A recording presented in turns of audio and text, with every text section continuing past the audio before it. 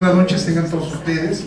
Continuando con los festejos del 150 aniversario de esta institución, este martes tenemos el grato placer de presentar el primero de los 6 libros que esta institución ha empezado a generar para conmemorar el aniversario de esta casa. Y como debemos empezar por el principio, esta noche se presenta el libro Fuentes para la Historia de la Junta Auxiliar Jalisciense de Geografía y Estadística, compilado por nuestro consocio, nuestro secretario general, el licenciado Rubén Rodríguez García, con los comentarios de nuestro expresidente, el licenciado Miguel Claudio Jiménez Vizcarra. Como usualmente las sesiones son conducidas por el secretario, y en esta ocasión corresponde a él la lectura de su libro, me voy a permitir conducir esta sesión por esta ocasión. Tengo el placer de presentar al licenciado Rubén Rodríguez García, secretario general y autor de la obra que ahora se presenta. Nos acompaña el licenciado Miguel Claudio Jiménez Vizcarra, expresidente y comentarista de la obra, y el de la voz, Eduardo Velasco Briceño. Sin embargo, ofrezco una disculpa por no haber mencionado primero al doctor Joaquín Moreno Villa, expresidente de esta casa, y al maestro Julio Alejandro Santillán Becerra, expresidente también de esta institución. Y por supuesto, el doctor Juan Miguel Toscano García de Quevedo, expresidente de la casa, y a nuestro reciente premio de la Benemérita Sociedad de Geografía, a nuestro amigo don Julio García Briceño. Muchas gracias por acompañarnos.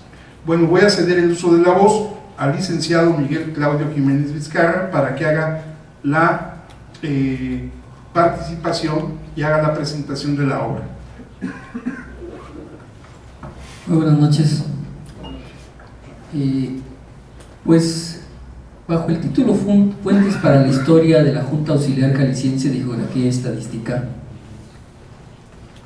con ese título nos presenta el licenciado Rubén Rodríguez García no una mera bibliografía, sino lo que constituye el más antiguo acervo documental relacionado con la historia de nuestra Benemérita Sociedad de Geografía y Estadística del Estado de Jalisco, con la historia de sus asociados y con los trabajos y actividades de cada uno de ellos desempeñados en la institución.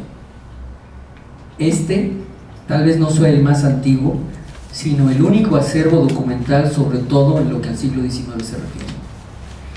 Este libro es el resultado de un esfuerzo, el de su autor, encaminado no solamente a evitar que se olviden otros muchos esfuerzos realizados por los miembros de esta benemérita asociación a través del tiempo, encaminados a lograr sus objetivos, sino también a que tengamos siempre fresco en la memoria el ejemplo de aquellos que en su tiempo, como miembros de esta sociedad, pusieron su ánimo, su trabajo y sus capacidades a la disposición de nuestra institución, sabiendo que lo hacían por y para sus conciudadanos y para la nación, por ser eso los fines de nuestra sociedad. Un trabajo como este que nos presenta ahora el licenciado Rubén Rodríguez García, por lo general no se aprecia en todo lo que vale, puesto que no se considera el tiempo, el conocimiento y las cualidades que son necesarias para lograrlo. Gracias a trabajos como este, es posible conocer el hacer y el pensar de aquellos que en el pasado formaron parte de nuestra benemérita sociedad. Es una forma de hacerlos vivir de nuevo, es una forma de divulgar sus quehaceres y es una forma de evitar que se pierda la memoria de nuestros próceres. Debemos agradecer al consocio Rubén Rodríguez García el esfuerzo puesto en este trabajo, las horas dedicadas a la compilación, a la paleografía, a la puesta en orden de los documentos. Gracias a todo ello, ahora nosotros, sin el menor trabajo, con el solo pasar una página tras otra, podemos disfrutar y podemos incrementar nuestros conocimientos en torno a nuestra historia institucional. Muchas gracias, Rubén, por tu trabajo. Dejo la explicación del trabajo en Rubén.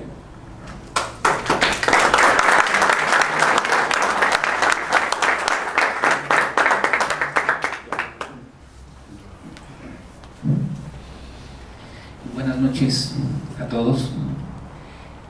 El licenciado Claudio pues es muy generoso con esas palabras, pero generoso también fue porque fue uno de los coautores materiales de ese trabajo. Él dice que ahora es muy fácil ver estos papeles ordenados en un libro limpio, en un libro nuevo, sí. Pero aquí tengo también a mi esposa también, coautora, y falta otra, mi hija por allí, mi nuera,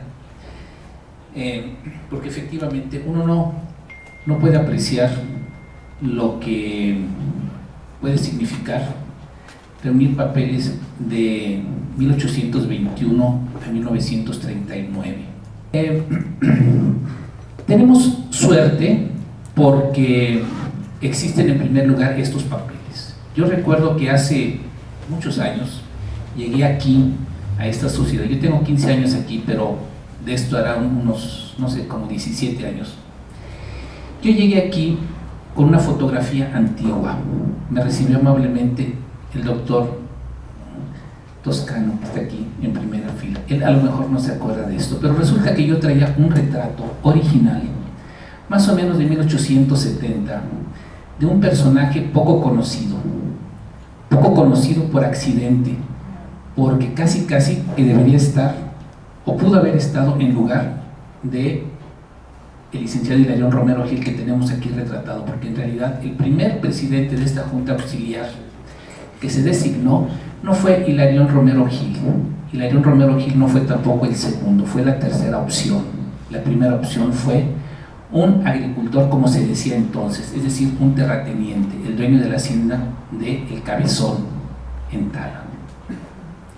Un latifundio tan extenso que a su muerte se dividió entre 3 de sus hijos en 3 haciendas. De ahí viene la familia Gortázar. Yo andaba atrás de fotografías antiguas, en particular del famoso fotógrafo Octaviano de la Mora, como decimos, el retratista de los ricos y famosos, uno de los fotógrafos favoritos de Porfirio Díaz y de, yo creo que todos los gobernadores de Cali, en fin, de infinidad de personajes. Yo encontré muchas fotografías inéditas y llegué, yo en alguna ocasión me perdí, literalmente me extravié en mi automóvil entre los cañaverales de Tala. Yo no veía ni un cerro, no veía absolutamente nada. Yo me perdí con mi hija, con mi esposa y mis 3 hijos allí, porque yo iba a buscar unas fotografías al rancho del refugio. Allí la señora Susana Gortázar, que ya falleció hace muchos años, a lo mejor alguien la recuerda, me dijo en una ocasión: pues yo tengo unas fotografías antiguas allí en ese tapanco, véngase un día. Volví un día, volví 2 días, hasta que yo creo que la enfadé y me dijo: mire, no me he dado tiempo, pero mire, súbase y busque lo que quiera. Yo saqué ahí fotografías, no les hago la historia larga, pero de ahí salió un retrato de Octaviano de la Mora, de un matrimonio de la familia Híjar y Haro. Es un matrimonio, yo todavía no los identifico, nada más sé que son de la familia Híjar y Haro, de los antepasados de Susana. Y cuando llegué a mi casa, como esa fotografía venía enmarcada en un marquito de latón blanco, no me había dado yo cuenta que venía atrás una fotografía, y la saqué, era la de Simón del Llano.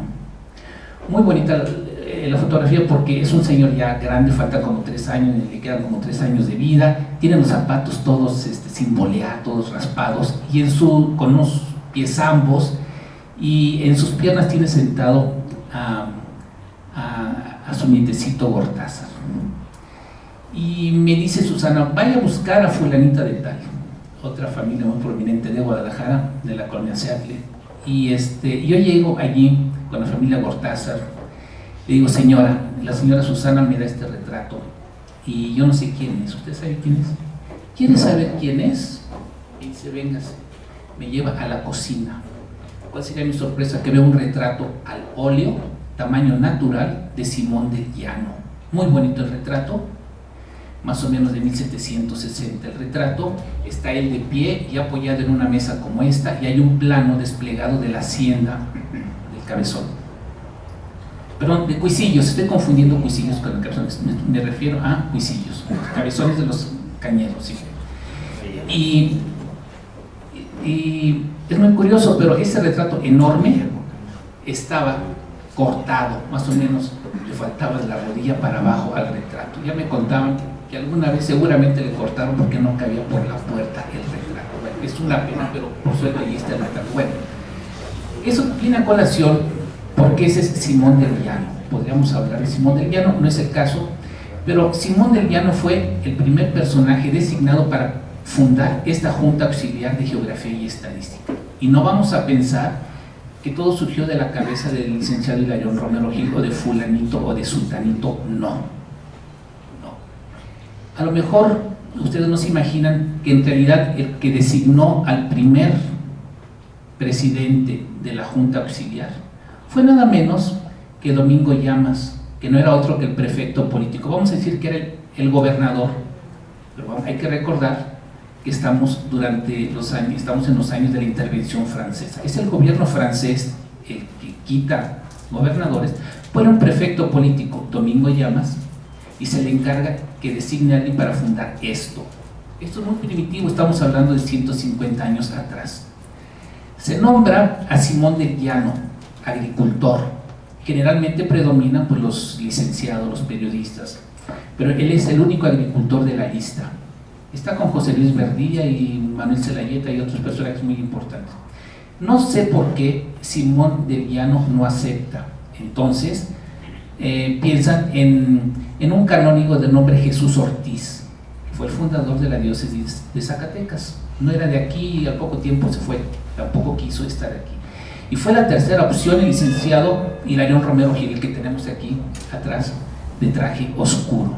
Bueno, él fue el primer presidente. Vamos a decir que, si lo personificamos, él es el principio de todo esto.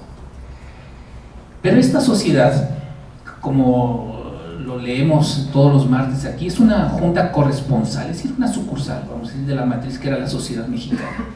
La Sociedad Mexicana se había fundado 31 años atrás, pasaron muchos años, y antes todavía de que se fundara la Sociedad Mexicana en 1833,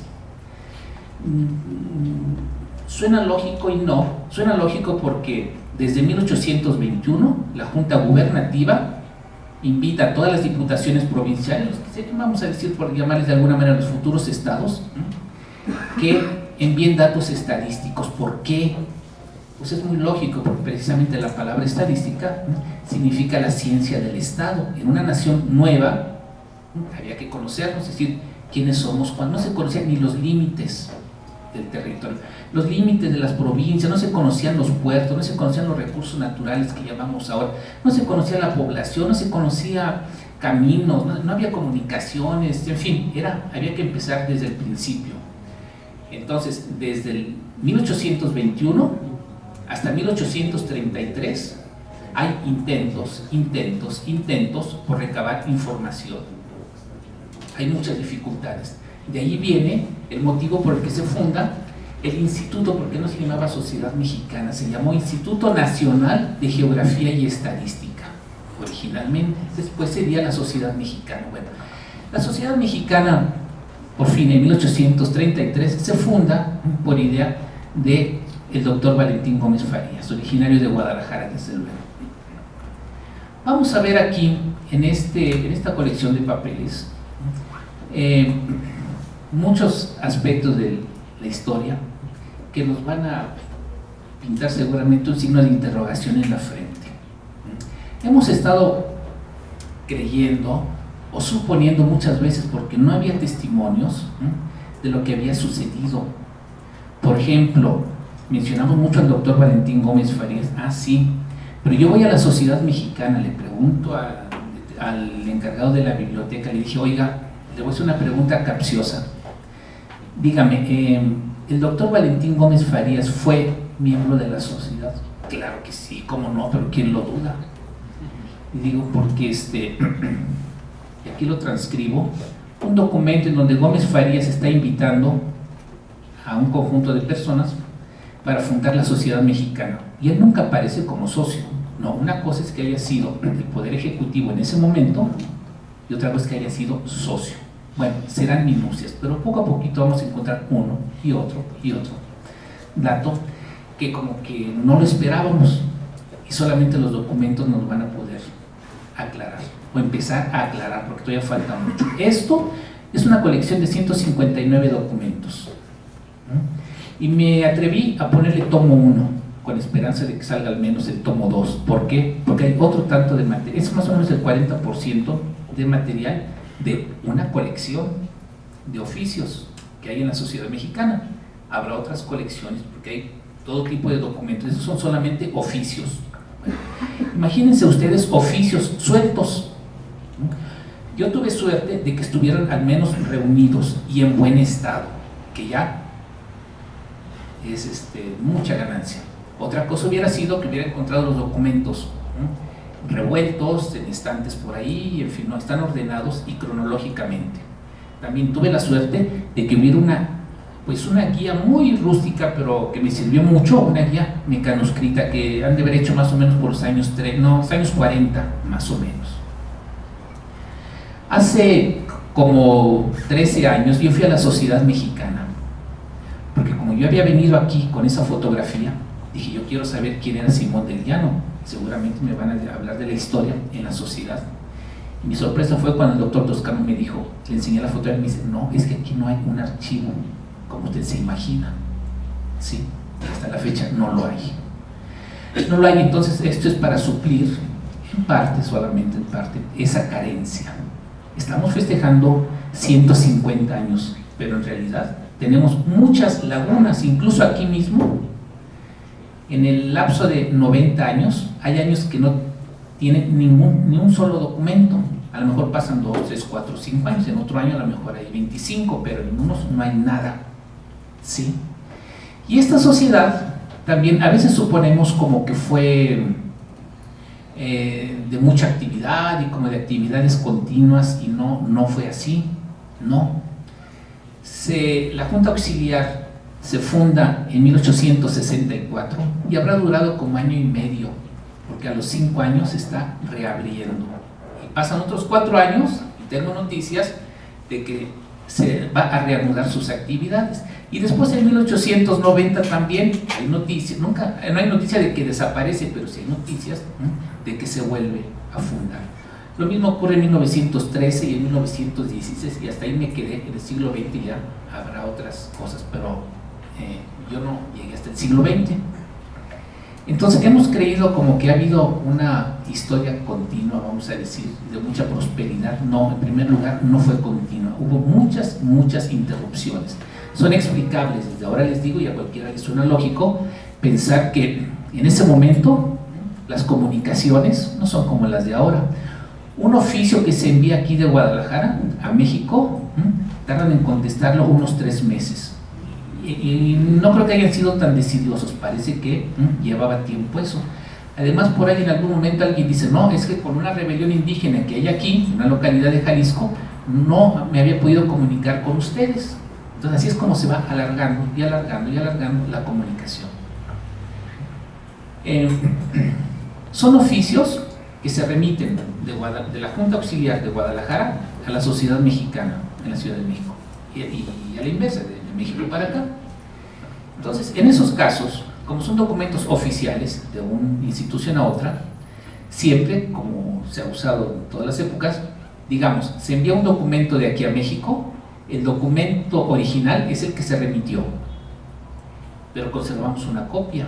Y a la inversa, en México también, los documentos originales son los que se envían a Guadalajara y ellos conservan copia. Si en Guadalajara no tenemos nada, entonces es gracias a estos documentos que están en la Sociedad Mexicana que yo pude ver los originales de Guadalajara que recibieron en México y las copias con las que se quedó México y que se perdieron aquí. También se va a explicar esto si pensamos que nunca hubo, bueno, durante tantísimos años no hubo una sede estable. Se llegaron a reunir en la casa del licenciado Romero Gil cuando hubo oportunidad ahí en la calle. Cuando hablan de la casa, me imagino que es la casa la que se dice que vivió muchos años el licenciado Hilario Romero Gil, que está ahí en Alcalde, hay una plaquita ahí en Alcalde y Juan Manuel, me parece. Sí. Y a veces se reúnen en la casa del otro y del otro. Hay ocasiones en que se reúnen 5 socios. Imagínense, de una lista de 11 o 12 socios fundadores. Aquí vienen las primeras 11 actas de 1864 y 1865, las primeras actas de las juntas de directiva de la vieja junta auxiliar. Hay 11 socios, falta uno para que sean 12 como los apóstoles, pero de los 11 nada más se hacían 3. ¿Por qué? Porque nada más trabajaban 3. ¿Sí? Longinos Banda, Lázaro Pérez. ¿Sí? Entonces, eran juntas quincenales, pasan lista, no vino, y es frecuente la excusa de que no asisten porque están ocupados o por su mala salud. Yo no sé. José Luis Verdía nunca se presentó. Ahora, es una suposición mía, probablemente podría ser en más de un caso que simplemente se hubieran opuesto a la intervención francesa. Poco tiempo antes, así literalmente, José Luis Verdía había protestado contra la intervención francesa, contra la ocupación. ¿Quién sabe? Bueno, tenemos poquitos socios, con muchas dificultades, que se reúnen cuando pueden y en donde pueden. Me llama la atención que durante muchos años no se habla como en la actualidad de que no trabajamos porque no hay presupuesto. No, ellos nunca hablan de presupuesto. Pasan años y años y años y nadie pide un 5 y nadie menciona un 5. Es un doble mérito, un verdadero sacrificio. Pero ¿cuál era la finalidad? ¿Cuál era la finalidad, sí, de estar trabajando en una junta correspondiente? Bueno, si decimos que el objeto original de la sociedad mexicana era recabar información geográfica sobre el territorio y estadística que abarcaba todo tipo de información, desde luego, si no había recursos, no había caminos, estábamos en guerras y demás, entonces se pensó en abrir estas sucursales o juntas auxiliares. Y no siempre fueron juntas auxiliares las primeras en abrirse en las entidades, en las capitales de los estados no. Parece que una de las más antiguas es de un pueblito de Veracruz o algo así. Era lo de menos en donde se establecían. El caso era tener ramas a lo largo y ancho de toda la República para recabar información, que todas estas provincias enviaran estos datos. Se quería empezar, imagínense ustedes, por elaborar una carta geográfica o un plano de la República Mexicana. ¿Sí? Como decía mi tía, es muy fácil decir 150 años, pero en ese tiempo no había ni eso. Cuando se funda la sociedad mexicana, el trabajo quizá más importante en el que se basaba todo el mundo era la estadística del Barón de Humboldt, que después se encontró que había muchas limitaciones y toda la cosa, pero era lo mejor, o lo menos, era lo más completo, vamos a decir. No había un plano de la República Mexicana. ¿Cómo hacer un plano de la República Mexicana sin salir de México? No, se iba a pedir información. Se mandan formatos. Resulta que los gobernadores debían mandar esos formatos, esos cuestionarios a los ayuntamientos, ¿sí? Bueno, había que esperar primero que supieran leer y escribir, en primer lugar. Después, que los llenaran adecuadamente, porque unos entendían una cosa y otros los contestaban de un modo, y no había uniformidad. No se daban tiempo para salir y recabar información, y se quejan durante decenios de que la información no llega, o llega mal. Hay cuestionarios, y unos de una manera, otros de otra, y hay exigencias, y se amenaza con que se va a sancionar, que le surge, y quién sabe qué. Bueno, pasan muchas dificultades. Entonces, pero era la vida de México, tampoco hay que decir que era negligencia de los personajes, no. En todos los ámbitos sucedía lo mismo. Y tampoco vayamos a pensar que en Europa estaban muy adelantados, tampoco, no. Creo que con excepción de Alemania, nadie más tenía una geografía o una estadística como lo meditaba, como se le mandaba en esos tiempos. Por ahí se mencionó, no recuerdo si aquí lo vi, parece que Alemania, porque creo que ni siquiera Francia. Entonces México tampoco vamos a pensar que estaba tan atrasado. Bueno, ahora, ¿a quiénes se va a invitar a formar estas juntas auxiliares? ¿Y quién lo va a hacer? Tampoco es como hoy, en donde las mismas juntas auxiliares tienen sus comisiones de admisión y se propone una persona por votos, y se escoge. con determinado perfil o determinado prestigio o antecedentes, lo que sea. No, se designaban a todos los miembros de todas las juntas auxiliares de la República Mexicana una comisión de admisión de la sociedad mexicana.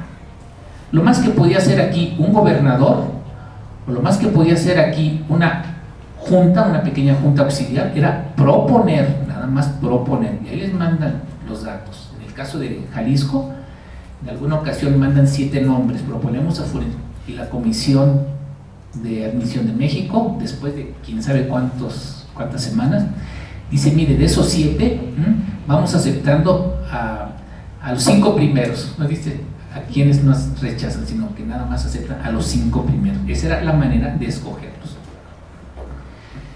Son personajes que se buscaba que contribuyeran ya inmediatamente con trabajos de este tipo, estadístico y geográfico.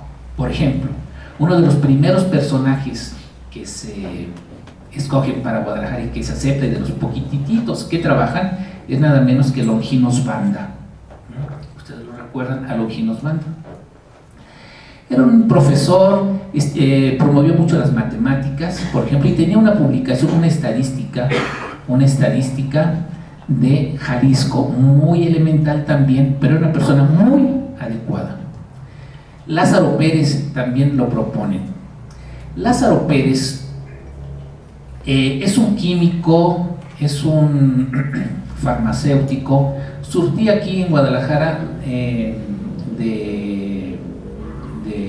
productos, desde luego a boticarios, a médicos, incluso a fotógrafos, ¿sí? Y tenía su consultorio, su botica, ahí por la calle, la antigua calle de Santa Teresa, que es la calle de Morelos, cerca de la Casa de Independencia. Y él, por ejemplo, fue el que construyó, el que le instaló, el que se dice que fue el primer observatorio meteorológico de Guadalajara. A lo mejor los nombres no nos dicen mucho, a lo mejor hemos visto por ahí algunos nombres que tienen un nombre de calle, ¿sí? Esperando que lo tengan con buena ortografía por la comisión esta de nomenclaturas del honorable ayuntamiento, porque yo puedo confundir a Mariano Bárcena de un modo con otro, pero no, es el mismo Mariano Bárcena. Pero estaba hablando de Lázaro Pérez porque antes de él no había observatorios meteorológicos, y hasta hace poco en esta misma sociedad se había pensado en instalar aquí una estación meteorológica aquí en la azotea. Vean la actualidad, es decir, que antes de Lázaro Pérez, hasta donde yo sé, no existía esto, y después de Lázaro Pérez sí existió. Manuel López Cotilla, o Manuel Cotilla como le decían en su tiempo, también es otro de los personajes que, además de su papel en la educación, antes de López Cotilla había 3 escuelitas en Guadalajara, después de la había muchas, y no solamente en Guadalajara, sino escuelas nocturnas y 20,000 cosas que ustedes conocerán mejor que yo. Pero Manuel López Cotilla también elaboró una estadística, ¿sí?, del estado de Jalisco, también una persona idónea para esto. Desafortunadamente lo aquejó en toda su vida una tuberculosis, y al poco tiempo de haber ingresado a esta sociedad, falleció. Simón del Llano, pues no, hasta donde sabemos no hizo nada. Pero son 150 años, y de aquí nada más estoy abarcando hasta 1939. Hay personajes como el doctor Ignacio Fuentes. No sé si a alguien le suena el nombre del doctor Ignacio Fuentes. A mí no me sonaba hasta que me lo encontré aquí. Fue como mi antecesor, porque fue secretario de esta junta en alguna ocasión, como Longinos Banda y como Cornejo Franco y otros. Pero el doctor Ignacio Fuentes, allá por 1868 más o menos, ya habla de la relación de la geografía con la medicina. Yo no sé si fue el primero en México en hablar de esto o fue de los primeros. También ahora nos podría sonar muy familiar, en ese tiempo no. Causó verdadera sensación con un texto como ese. Hablaba, desde luego, del impacto en la salud pública, desde luego, del clima, la altura, la presión atmosférica y demás, y llegó a establecer determinadas zonas geográficas con determinados padecimientos y demás, ¿sí? Y otras implicaciones de carácter médico que ni yo entiendo. Lo que sí sé es que fue una cosa novedosa, gracias a un miembro de esta junta auxiliar. Podríamos hablar de muchos personajes. Yo no sé si exagero, pero yo cuando veo un listado de estos personajes, como que lo que se me antoja para, no una biografía nada más, sino que la obra de estos señores, ¿no?, es mucho más rica de lo que imaginamos. Y la historia de esta sociedad es mucho más rica también de lo que imaginamos. Creo que simplemente por ignorancia, porque hay muchas lagunas, no tenemos los documentos que quisiéramos, pero estoy seguro que saldrán muchas cosas a la luz muy interesantes. En la contraportada de este libro viene el fragmento de un plano, el primer plano del estado de Jalisco, de 1824. Le dedicaré 2 minutos al autor de este plano. Gracias a un permiso de la Mapoteca Manuel Orozco Iberra, pude ilustrar la contraportada de esto. El autor es un explorador, un navegante, un marino de la Armada Española de fines de la colonia, de nombre José María Narváez. José María Narváez tenía como base, bueno, vamos a hablar rápidamente, antes de que llegara a Jalisco, fue uno de los exploradores de la corona española, que parte de San Blas, porque San Blas era entonces la base del gobierno español, para todo el norte hasta Alaska. Y vamos a ver al autor de este plano de Chapala y de Guadalajara y del estado de Jalisco, lo vamos a ver por toda la costa del Pacífico, y se disputa el mérito del descubrimiento de la isla de Vancouver en la Columbia Británica con el británico George Vancouver. Llega hasta Alaska. ¿Qué está haciendo hasta Alaska este español de la colonia que sale de San Blas y que andaba aquí en Guadalajara? ¿Qué anda haciendo en Alaska? Pues anda en un viaje de reconocimiento en busca de la soberanía de España, porque había rusos por allá. Bueno, y anda explorando y demás. Los pasajes de su exploración me los brinco. A lo que voy es que durante toda esa experiencia, porque fue también el primer español, el primer europeo que llega allá a los estrechos, esos que están ahí por la isla de Vancouver, y allí empieza su experiencia como cartógrafo. Sí, desde muy joven anda por ahí elaborando mapas del Pacífico, de localidades del Pacífico, anda con Malespina por allá en Monterey, California. Entonces, cuando surge la independencia en 1810, ustedes se acuerdan de José María Mercado. José María Mercado, por encargo de Hidalgo, se va a Tepic. De Tepic no les cuesta a los insurgentes irse a San Blas. Allí en San Blas está toda la flota militar, con José María Narváez. Y José María Mercado y los pobladores de allí toman a todos estos militares españoles, toman los barcos, los retienen ahí como un mes, porque después viene lo de Calderón y lo que ya sabemos, ¿sí? Y después se liberan los españoles. Desde entonces tenía cierta simpatía Narváez por el movimiento insurgente, y se le hace un juicio allí, José de la Cruz le hace un juicio a Narváez por traición, mancha que nunca se quitó, pero por fin lo exculpan. Triunfa la independencia y se queda en Guadalajara.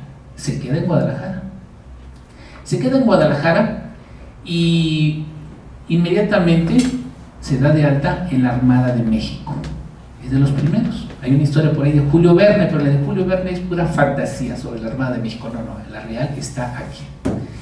Y aquí en Guadalajara se dedica a hacer planos.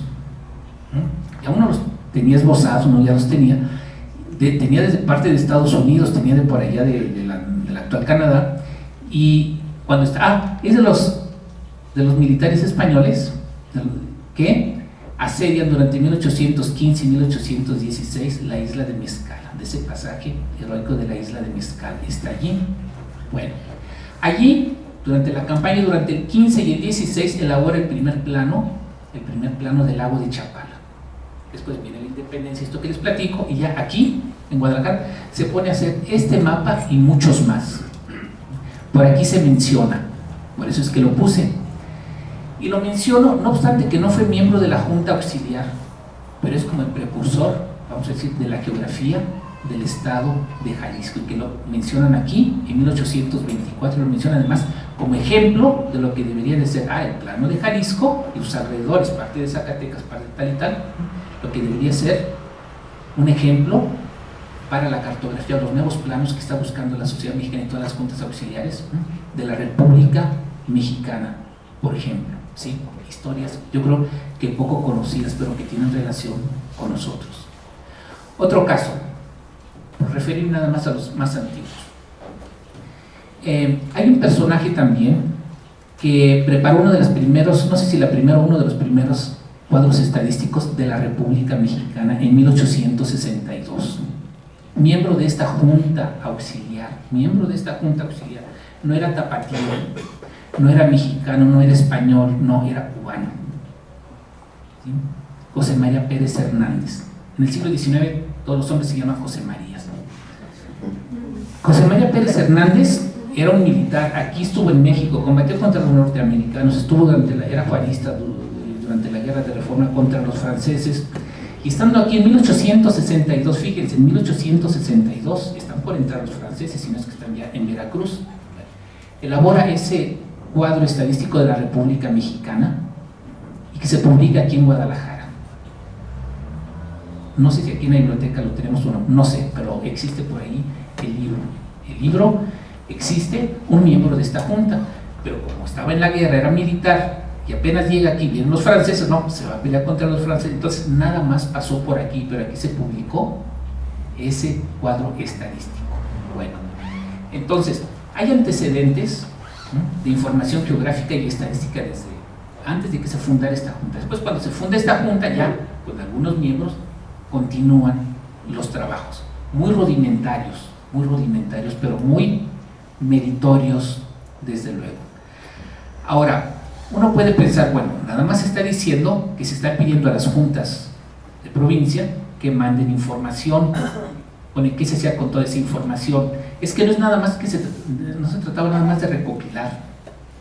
Hay que tomar en cuenta que también los de aquí de Guadalajara, al mandar información, son conocidos y reconocidos por gente de México y por gente del extranjero. Más de uno de estos personajes leyó primero en el extranjero, ¿sí? Como científicos, por ejemplo. Predominaban desde luego por las ideas francesas y la ciencia francesa o la ciencia española, y gracias a eso también por medio de México llegan muchas publicaciones y muchas noticias aquí a Guadalajara de tipo científico, y también muchos adelantos de personajes de aquí o que iban a estudiar a otro lado también se daban a conocer en México. ¿Por qué en México, si propone alguien aquí en Guadalajara para que ingrese a esta junta, fulanito y sultanito tal, los aceptan en México? Porque ya los conocen, y no piensen que es cualquier personaje que se propone, ni cualquier personaje que lo está aceptando. Manuel Orozco Iberra recomendando a un tapatío, por ejemplo, a Manuel Paino recomendando a Luis Pérez Verdía, a Ignacio Manuel Altamirano recomendando a Luis Pérez Verdía, y muchos otros. Es frecuente aquí en la sociedad, con motivo de los muros, como antecedente, como historia, hacer el listado o mencionar personajes muy brillantes, sí, muy brillantes, pero muchas veces, al menos para mí, son desconocidos, pero es ignorancia mía, ¿sí? Muchos de ellos. Yo espero que esto sirva como incentivo, en primer lugar, a nuestros consocios. Somos más de 200 consocios. No hay un libro de historia. Sabemos, tenemos referencias de uno, se dice de esto y lo otro, pero repito, no hay como los documentos. Yo tengo confianza en que sea de interés, en primer lugar para los socios, y después documentos. Eso nada más, repito, es una parte de los documentos relativos a Jalisco. Multipliquemos esto por 20, por 30, por 50, por 80, por 100, ¿sabe por cuántas juntas auxiliares de la República Mexicana? Documentos originales, autografiados, originales. Son, sobre todo, documentos relativos a los ingresos, es decir, se propone a fulanito para que ingrese. Ya sabemos quiénes sí ingresaron o quiénes no ingresaron. No nos imaginamos, pero Hilarión Romero Gil ingresó 2 veces, ¿sí? Bueno, el ingeniero el ingeniero Matute, uno de los Matute, que por cierto, el antepasado de los Matute también andaba allá en Vancouver con Narváez, también ingresó 2 veces y demás. Bueno, hay documentos de las actas de algunas sesiones de determinadas épocas de esta junta. ¿Qué se discutía, qué se proponía, qué se recibía, qué se mandaba? Hay listados, por ejemplo, de trabajos que enviaban los socios de aquí a México. Quiere decir que además de estos oficios debe haber en México, además de los expedientes personales de los socios de aquí, debió haber habido una colección de textos, es decir, de artículos de carácter científico de Jalisco que remitían a México. Debe ser interesantísimo, porque seguramente aquí no los tenemos unos cuantos, por ejemplo. Hay también noticias de unos verdaderos pleitos, como en todas las agrupaciones, ¿sí? Imagínense ustedes 2 bandos y de pronto no hay una junta auxiliar en Guadalajara, no, hay 2 o hay una, y la mitad de los socios que la desconoce y después se comunican a México diciendo, oigan, pues ¿a quién le van?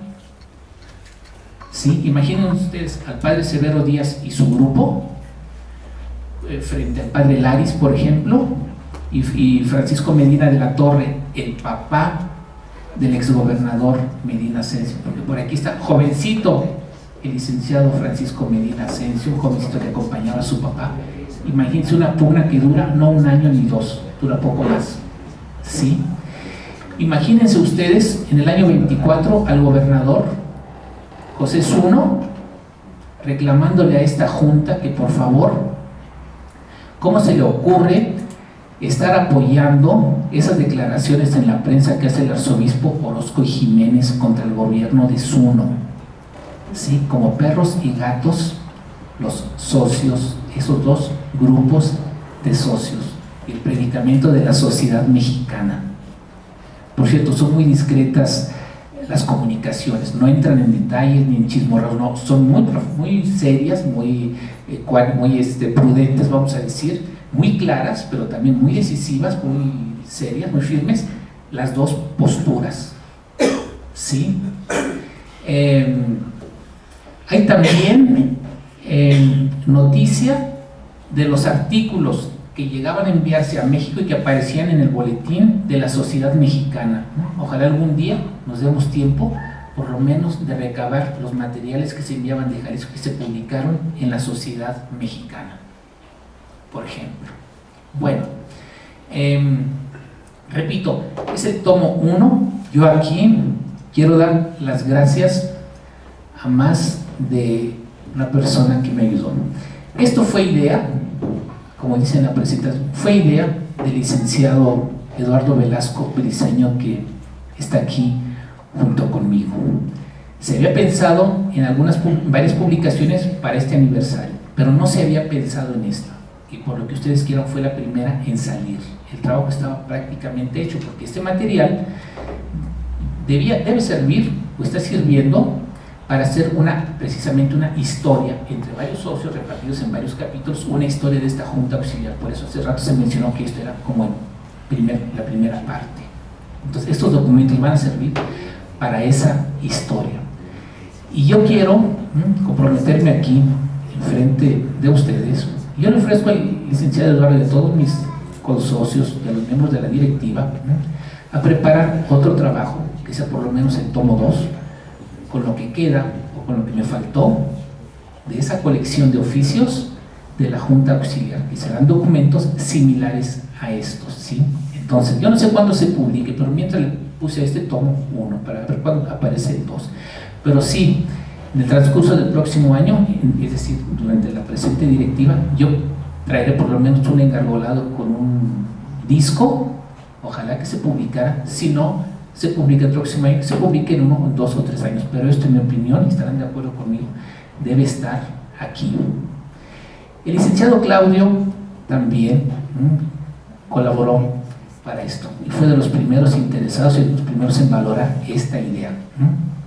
Él no nada más es abogado de muchas cosas, pero también es historiador y también sabe de archivos. Y yo sabía que él, como el doctor Toscano, que está aquí en primera fila, y como más de uno, ¿verdad?, iban a tener interés en esta publicación.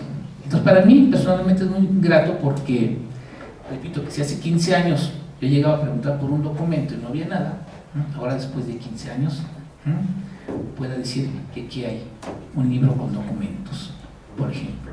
También no están aquí personalmente los consocios de México, pero también en su oportunidad iré a saludarlos, a darles las gracias y llevarles este libro.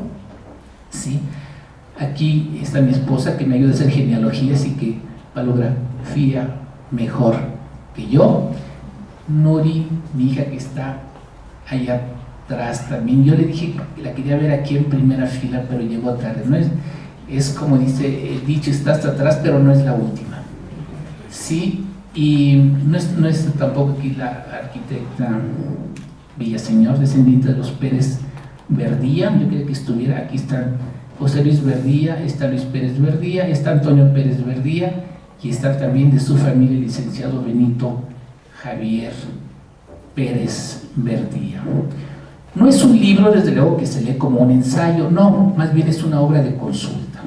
Yo espero que tengan interés y que no vayan a aburrirlos. Son documentos del siglo XIX, se transcribieron con la ortografía original. Yo tenía esta disyuntiva, ¿qué hago?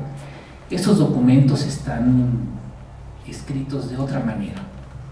Incluso un mismo oficio, pues es natural, en un mismo oficio una palabra se escribe de dos maneras.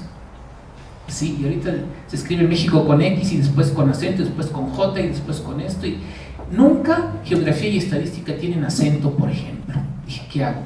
Pues una revisión parcial, pero dije, no, ¿cómo parcial? ¿Cuál será el criterio? ¿Cuándo sí, cuándo no? Dije, yo creo que un historiador me va a agradecer más que los transcriba así, tal cual están. De todas maneras son comprensibles. El libro tiene, tiene 2 o 3 páginas de abreviaturas. Excelentísimo señor, secretario, a veces de un modo o de otro, etc. Y también dije yo, bueno, los documentos corridos van a ser tediosos. No, voy a dividirlo por lo menos en 3 partes, como a manera de capítulos. El primer capítulo de tal año, tal año, tal año. También a última hora se le pudo agregar un índice onomástico. Entonces también, para no aburrirlos, si alguien quiere consultar determinados nombres, ahí están por apellidos. Hubo también que actualizar muchos nombres, se pone entre corchetes una aclaración o lo que sea, pero se puede buscar más fácilmente, hacer la lectura más ligera, mediante un índice onomástico. Después ya estaba casi en imprenta esto, dije yo, bueno, pues ¿por qué no le hacemos también un índice cronológico? Sí, vamos por años. O sea, en tal año, este y este documento corresponden a esta fecha, en tal otro, esto y esto. Entonces también, pues yo quiero saber, digamos, pues yo busco algo de 1870 o a 1880, pues este y este documento son de esos. Y también, por último, un índice geográfico. Dije yo, bueno, un índice geográfico, eliminé las palabras Guadalajara, porque se repita mucho y como que no iba a servir mucho. Y la palabra México, porque la correspondencia entre México y Guadalajara, entonces como que era obvio que está bien. Sí, puedo decir que el texto está bien.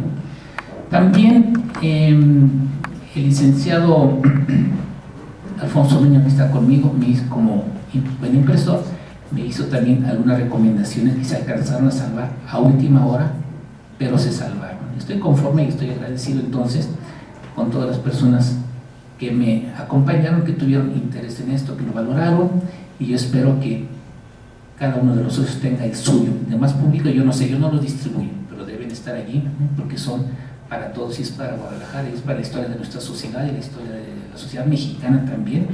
Y aquí está, pues también, en cierta forma, sintetizada la historia de México, que son puros avatares, y es el desarrollo de la ciencia del siglo XIX. Entonces, era la ventaja de que se reunían aquí, como dicen ahora sabios, ¿sí? Como se reunían en México. Entonces, dieron gran impulso hasta donde sus fuerzas se los permitieron. Pero para la historia de la ciencia está aquí una biografía de Vicente Ortigosa, que a lo mejor Durruti lo conoce desde luego mejor que yo. Vicente Ortigosa se le conoce como el descubridor de la nicotina, el que hizo el primer análisis elemental de la nicotina y estableció su fórmula, pero no aquí, en Alemania primero, y muy joven. ¿Sí?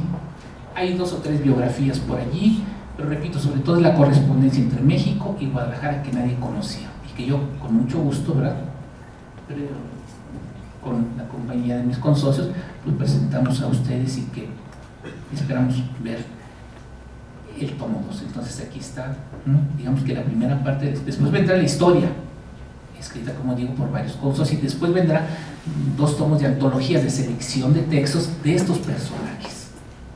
¿Sí? Ojalá que sirva pues de incentivo para que más de uno, con socio o no con socio, ¿verdad?, pueda enriquecer esto, y estoy seguro que es mucho más rico de lo que imaginamos. Ya son las 9 de la noche. Muchas gracias a todos.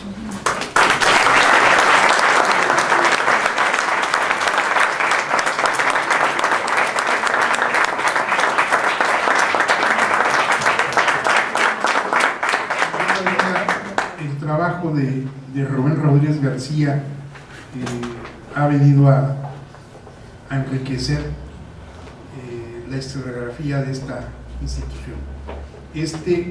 Como él lo ha dicho, es el primer tomo. Por supuesto que le tomamos la palabra y aceptamos este compromiso que adquiere, teniendo a todos ustedes como testigos de calidad, para que el próximo año se pueda presentar en esta misma institución, en esta misma casa, el tomo 2. Gracias, Rubén, felicidades, porque yo sé que la labor que hizo, que dispensó en la preparación o en la compilación de estos trabajos, implicó el trasladarse a la Ciudad de México, pasar, como dicen las de Caín, destinar y quizás quitar tiempo al descanso, a la familia, para hacer algo que ahora junto con él estamos festejando. Y como parte de los festejos me permito entregar, en nombre de todos tus compañeros, estimado Rubén, en nombre de esta sociedad agradecida, en el marco del 150 aniversario, este modesto reconocimiento que vamos, el verdadero lo tienes ahí, un hijo más, como recurso literal, señora, y bueno, entregamos este reconocimiento al licenciado Rubén Rodríguez García por su participación en las actividades organizadas por esta institución, en la presentación como autor, como compilador del libro Fuentes para la Historia de la Junta Auxiliar Jalisciense de Geografía y Estadística, misma que se ha llevado en las instalaciones de esta casa, cumpliendo así con el propósito de esta institución, que desde su fundación ha sido el estudio y la divulgación de la ciencia y la cultura. Está fechado el día de hoy, lo firma el maestro Guillermo Gómez Ustaíta como prosecretario, y el de la voz, mi estimado Rubén, en nombre de todos sus compañeros.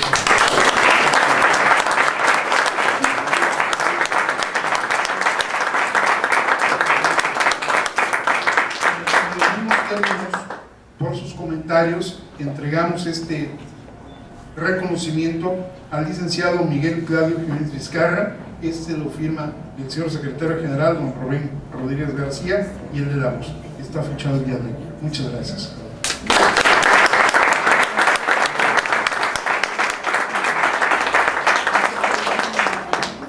Bueno, ahora me voy a permitir dar lectura a un par de avisos. El jueves 23 a las 20 horas tenemos un jueves de apreciación musical con el concierto de Año Nuevo en Viena, obras de Johann Joseph y Edward Strauss, von Suppé y Helmes Berger, con la dirección de Lorin Massel, y ejecuta la Orquesta Filarmónica de Viena. Los comentarios están a cargo de nuestro consocio, el general Clever Alfonso Chávez Marín, quien se encuentra aquí presente. En general, qué bueno que está acá. El martes 28 a las 20 horas tenemos la conferencia ¿Y qué estoy haciendo aquí?, a cargo de nuestra consocia, la doctora Leticia Maldonado Magaña, también está acá. Doctora, gracias. Y bueno, queremos invitar a todos ustedes a un curso sobre historia del patrimonio arquitectónico en Jalisco. Este se celebrará todos los martes de las 18 a las 20 horas a partir del 4 de noviembre. Este curso está coordinado por la doctora Adriana Ruiz Rasura. Tenemos un cupo limitado y les suplico pedir mayores informes en recepción. También les invitamos para que nos acompañen al homenaje a Gabriel García Márquez del 3 al 7 de noviembre a las 19 horas, que se llevará a cabo en el Auditorio José Cornejo Franco, la Biblioteca Pública del Estado de Jalisco. La entrada es libre y este evento lo organizan la Asociación Internacional de Historia Militar AC y la Biblioteca Pública del Estado de Jalisco Juan José Arreola. También, bueno, les quiero informar que un ejemplar de la obra que se ha presentado será entregada a cada uno de ustedes en la recepción. Para finalizar esto, les invitamos a un cóctel en el que brindamos por esta obra, por esta verdad develada y revelada por Rubén. Ya mejor prefiero no preguntar porque capaz que nos va a cambiar incluso hasta el nombre. Entonces, bueno, les agradezco a todos ustedes su presencia y felicidades por esta presentación, el primero de 5 libros más. Y bueno, siendo las 21 horas con 4 minutos de este martes 21 de octubre, se da por clausurada esta sesión. Gracias, buenas noches.